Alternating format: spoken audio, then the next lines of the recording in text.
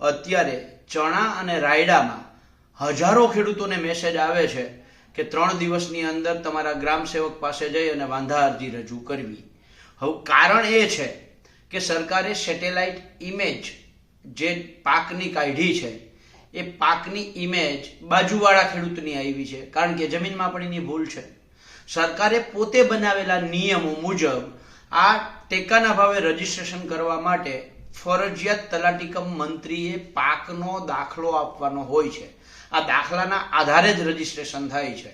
તલાટી કમ મંત્રી છે એ ગ્રાઉન્ડ ઉપર છે, જમીન ઉપર છે, અને તલાટી કમ મંત્રી જે દાખલો આપે છે એને ખેતરમાં જોઈને જ દાખલો આપ્યો છે. જે તે ખેડૂતોએ જે તે સર્વે નંબરમાં જે તે પાક વાવ્યો છે એ મુજબ દાખલો આપ્યો છે.